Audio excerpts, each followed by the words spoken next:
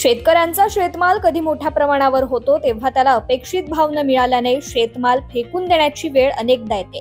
परंतु असं न करता या शेतमालाला अन्न प्रक्रिया उद्योगाची जोड दिली तर शेतकरी समृद्ध होईल। हीच गरज ओळखून मुख्यमंत्री कृषी आणि अन्न प्रक्रिया योजना सन 2024-25 मध्ये राबवण्यात येणारी एक महत्त्वाकांक्षी योजना आहे। राज्यातील अन्न प्रक्रिया उद्योगाला चालना देणं, शेतमालाचं मूल्यवर्धन करणं करिता शेतकऱ्यांचे सहभागाद्वारे आधुनिक तंत्रज्ञानावर आधारित प्रकल्प स्थापित करण्यास प्रोत्साहन देणे, उत्पादित अन्न पदार्थाच्या गुणवत्तेमध्ये वाढ व्हावी, ऊर्जेची बचत व्हावी यासाठीच्या प्रकल्पांच्या आधुनिकीकरणास प्रोत्साहन देणे या उद्दिष्टांसह शेतकऱ्यांच्या उन्नतीसाठी मुख्यमंत्री कृषी आणि अन्न प्रक्रिया योजना ही 100% राज्य पुरस्कृत योजना सुरू करण्यात आली आहे। राज्यात संपलेल्या गाळप हंगामात शेतकऱ्यांच्या ऊसाचं FRPचं 19 साखर कारखान्यांकडे अद्यापही 142 कोटी रुपये थकीत आहेत।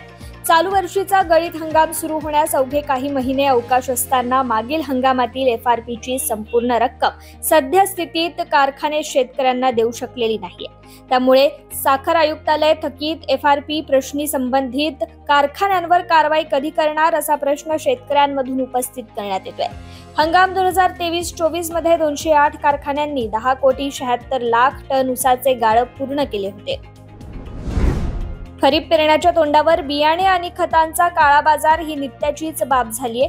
नांदेड जिल्ह्यात यावर्षी खरीप हंगामात कृषी विभागाने राबवलेल्या तपासणी मोहिमेत 34 कृषी केंद्राचे परवाने निलंबित केले, तर 23 कृषी विक्रेत्यांवर न्यायालयात खटले दाखल केले जाणार असून 4 जणांवर पोलिसात गुन्हे दाखल करण्यात आले।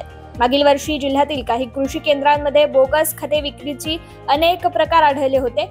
काही ठिकाणी विशिष्ट कंपनीचे बियाणे विकत घ्यावे यासाठी सक्तीही केली जात होती। यावर्षी असा कुठलाही अनुचित प्रकार घडू नये म्हणून कृषी विभागाने तत्पर पावले उचलली आहेत। केंद्र आणि राज्य सरकारच्या वतीने प्रधानमंत्री पीक विमा योजनेअंतर्गत यंदाच्या खरीप हंगामात कोल्हापूर जिल्ह्यातील 33,772 शेतकऱ्यांनी सहभाग घेतला। गेल्या वर्षीच्या तुलनेत 22,000 शेतकरी कमी झालेत। खरीपाच्या 1,92,633 हेक्टरपैकी केवळ 23,117 हेक्टरच क्षेत्र विमा संरक्षित झाले।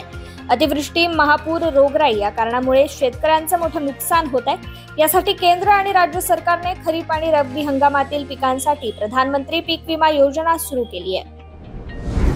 श्रावण महिन्याला प्रारंभ झाला असून दुसऱ्या श्रावण सोमवारी 12 ऑगस्ट रोजी हिंगोली येथील कृषी उत्पन्न बाजार समितीचा मोंढा आणि हळद मार्केट यार्डातील शेतमाल खरेदी विक्रीचा व्यवहार बंद ठेवण्यात येणार आहे। पवित्र श्रावणानिमित्त जिल्हाभरातील शिवालयात विविध धार्मिक कार्यक्रमांचं आयोजन करण्यात आलंय, तसेच भाविकांकडून कावड यात्रेचं आयोजनही केलं जातं। त्यामुळे 12 ऑगस्ट रोजी सोमवारी कृषी उत्पन्न बाजार समितीचे व्यवहार बंद राहतील असं बाजार समितीने कळवलंय। मागील 15 दिवसांपासून सततच्या रिमझिम पडणाऱ्या पावसामुळे बऱ्याच ठिकाणी ऊस शेतात पाणी साचल्याने पिकाच्या सभोवताली सापेक्ष आर्द्रता वाढून तापमान कमी झाले। अशा परिस्थितीत ऊस पिकामध्ये पोक्का बोईंग रोगाचा प्रादुर्भाव होत असल्याचे आढळून आले। पोक्का बोईंग हा रोग फ्युझॅरियम मोनिलिफॉर्मी या बुरशीमुळे होतो। सततच्या पडणाऱ्या पावसामुळे पिकातील आर्द्रता वाढून तापमान कमी झाल्यास ही बुरशी कमी कालावधीत मोठ्या प्रमाणावर ऊसाच्या पोंग्यात वाढते आणि रोगाचा प्रादुर्भाव होत असल्याचं दिसून येत आहे। छत्रपती संभाजीनगर जिल्ह्यातील पाचोड येथील कृषी उत्पन्न बाजार समितीच्या मोसंबी मार्केटमध्ये काल झालेल्या लिलावात आंबा बहार मोसंबीला प्रतिटन 18,000 रुपयांचा यंदाचा सर्वोच्च दर मिळालाय। पाचोड येथील मार्केटमध्ये मोसंबी खरेदीसाठी मुंबई, आंध्र प्रदेश, तेलंगणा, कलकत्ता, बिहार, दिल्ली आदी ठिकाणचे व्यापारी नियमित येतात। काल सकाळपासूनच येथील मार्केटमध्ये आंबा बहार मोसंबीची आवक वाढली होती। या लिलावात शेतकऱ्यांनी तब्बल 350 टन मोसंबी विक्रीसाठी आणली होती। भोकरदन तालुक्यातील वालसावंगी आणि परिसरात जून महिन्यात लागवड केलेल्या झेंडूंच्या फुलांना मोठ्या प्रमाणात मागणी वाढली आहे। सध्या श्रावण महिना सुरू असल्यामुळे भाविकांची मंदिरात दर्शनासाठी गर्दी होतीये। परिणामी झेंडूचे देखील भाव चांगलेच वाढलेत। फुल उत्पादक शेतकरी खासगी वाहनाने मार्केटमध्ये फुलांची विक्री करतात। यंदा वालसावंगी परिसरातील शेतकऱ्यांचा झेंडू लागवडीकडे कल वाढल्याचं दिसून येत आहे। सध्या झेंडूला मार्केटमध्ये 100 रुपयांपेक्षा अधिक भाव मिळतोय, त्यामुळे शेतकऱ्यांमध्ये समाधान दिसून येत आहे।